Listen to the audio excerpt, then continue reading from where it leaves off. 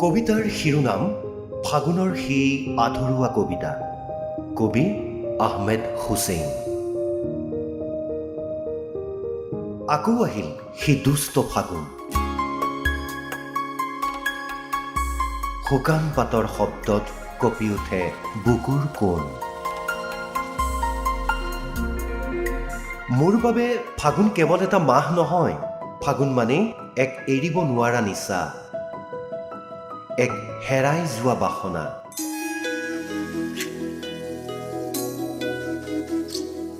মনত পৰেনে তোমাৰ পূৰ্বাঞ্চলিক কলেজৰ কেণ্টিনৰ সেই আউলি বাউলি ফাগুনৰ আবেলিটোৰ কথা?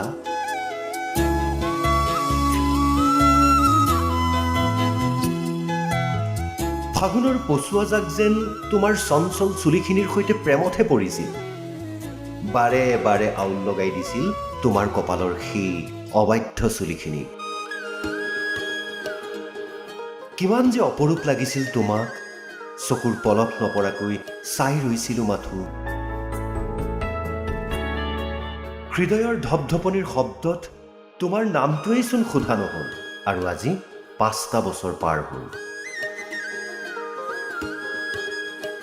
আকৌ এবাৰ গৈছিলোঁ আমাৰ সেই চিনাকি কেণ্টিনলৈ। সকলো যেন একেই আছে, সেই টেবুল, সেই বতাহ, সেই ফাগুন। কেৱল নাটনি হ'ল তোমাৰ সেই মৌন উপস্থিতি।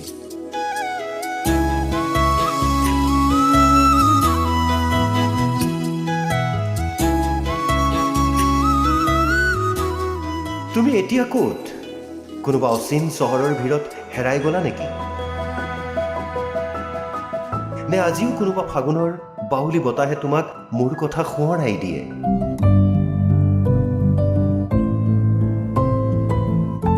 নাম নোসোধাকৈয়ে ৰৈ যোৱা সেই আধৰুৱা কাহিনীটো আজিও মোৰ বুকুত এটা তেজস্বী কবিতা হৈ জীয়াই আছে।